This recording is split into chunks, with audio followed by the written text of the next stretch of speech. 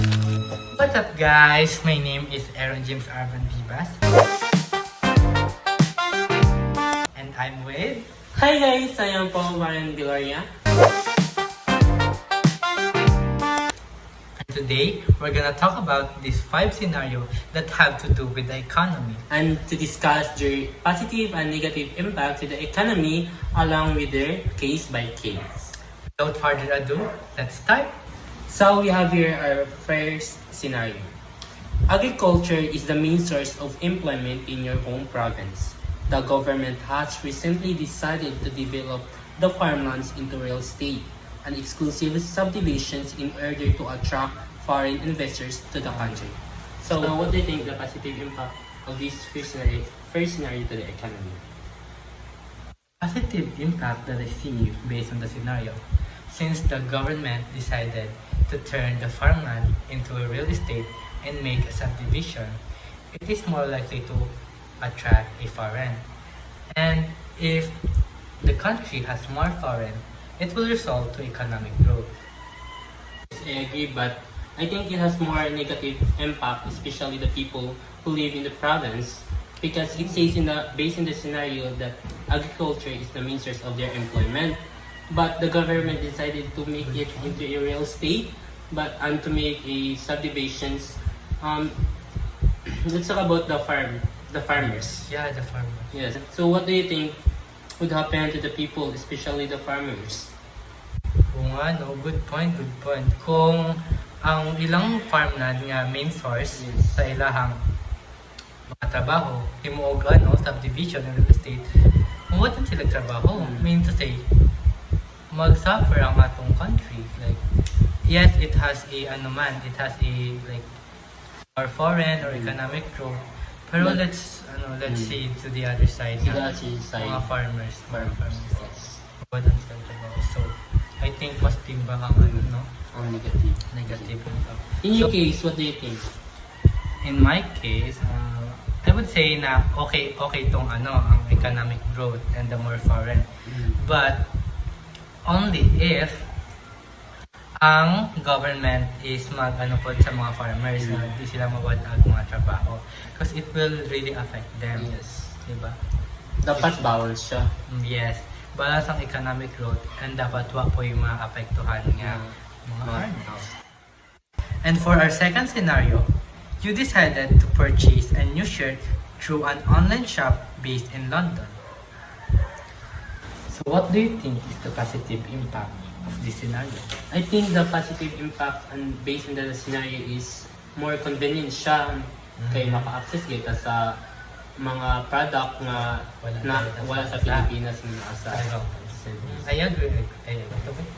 So sa negative impact nung akong na-observe, since it like online shopping pero sa ibang bansa, meaning ang atong kwarta nga atong gihabuan sa ato ang country is mas magpulos ang ibang country kay dito man ta mo purchase of product. So meaning mas mo improve sila. Imbis nga katong atong mga kwarta nga ipalit na lang unta nato diri sa tuwa, mas mo benefit pa ang ibang bansa. So if this will happen in my case, I would rather shop in our country, like support local para mas parang ato na pong country yes. ang improve, di ba? para mas makuha siya mas malago. May mga quality man po nga mga product diri sa atong country, like you have to lang cover. So for our third scenario, the Philippine government is being pressured by the current economic crisis to import rice from Taiwan and other nearby countries in the region. So what do you think the positive impact based in the scenario? The positive impact that I see on the scenario is since mag-import naman og rice sa laing country, mas ma-lessen ang crisis nga na-experience sa atong country. And sa kung ang mga mostly ang mga gipang import nga rice sa laing nasod is mas cheaper kaysa sa So how about the negative? So I think the negative impact is in the scenario is that ang mga farmers ma-pressured sila kasi yung giingon kay na mas cheaper cheaper na ang cheaper adto sa price ibang bansa na. So maapektuhan jud to ang mga farmer kay Yes, kay wala na yung mamalit sa ila adtuha so. Kulang ang price na kulang sa halin ng mga farmer. So in my case, I think what if kanang suportahan na lang ang mga farmers nga nato sa country para mas ano na, ang mga farmers na lang sa atong country ang ilang pagtuunan pa Yes. para ma-solve ang crisis nga. instead of nga mamalit adto para mas mo Wala ba mga atong economy? kung diri ata sa atong country. So for our fourth scenario, a multinational corporation decided to close. Unfortunately, your father is one of its many employees whose work has been terminated. However, he could still be employed if he were to accept the offer to move or relocate to another country. So, ano ba yung mga nakitang positive impact?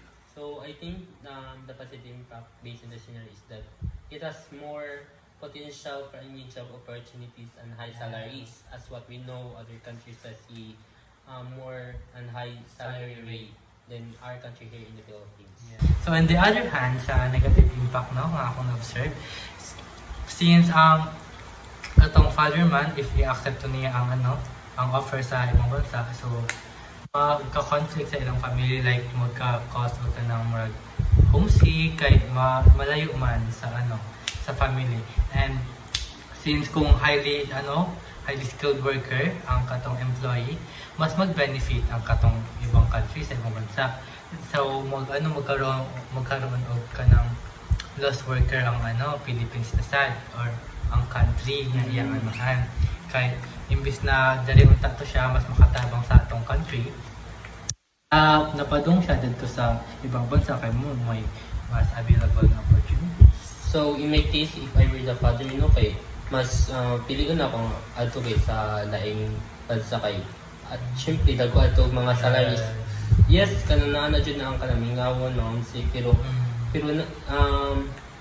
maalan din naman sila kadugayan samot na tanang para sa ilagay ang ikuan sa ilang. Tsaka na po like naman po yung mga positive impact ang mga OFW kay ang ilang ipadala po sa mga kay iyan naman. So, our last scenario, the global financial crisis has affected the investment funds of your mother that she can use for her retirement. So, what do you think the positive impact of this? Ang positive na marga kung makita dahil since ang crisis di man mag-last if ang yung investment if katong company nga yung gi-investan sa yung funds maka-recover na possibilities nga ang iyong fund is mag-grow pa, which is mas maayo sa iya before. But on the other side, I think Sa negative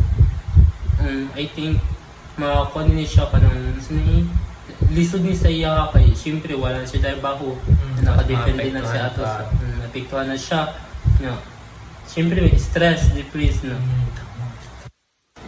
Mag-retire na retire na so na ilang pang-araw-araw nga pinangunan yung cost niya kasi maibanan pa ang katong yung funds na yung invest. so Sa case in my case kanang pataasan ng yung pasensya kay siyempre natural naman ang crisis mga situation crisis, yes. Di ba pa naman pero na ma-recover naman siya po siya pero maka-affect yun siya. So, ay mo masuggest is patience lang. Patience lang. Kay, yan naman dyan ang kinabuhi. yes. Yeah, so that's it. Before our activity ends, let's answer this follow-up question. How did you decide for each scenario? So para sa kuha, I decided on each scenario by analyzing it and like parang ako dyan siyang gi-analyze in my perspective if sa ako siya mahitaboy, kay mas maano man dyan nimo, mas mahibawan nimo kung sa man dyan effect. Para sa ako ay may case kay para sa tao para siya gi-analyze no kung mas kanang asa ka mas favor. Kung saan, diba? Yes. Okay. Para may bukong sa mo sa positive and negative impact kung nasa sa inyong case. What are the pros and cons that you list down before you came up with the final judgment? So, mugento mo siyang gipang tanaw kung kinsay maapektuhan sa mga Nga, sa mga each scenario kung nga, sa say may dapat mga benefits ano bukadon kung kung ang sa imo ha. kung ang each scenario ba is like mo ano lang jud puro positive ba nga mag-improve ba jud or maka-apekto man siya sa ano. Yes. So, amo nang itanaw ko. Itong mga list nga amo ipang bago na mo yan ang judgment. Yes. And we're going to And that's it for today, guys. I hope you learned something. Something good sa among activity o dapat nakakatag ni mga inspiration or Yes. what, knowledge. And that's it. Bye-bye!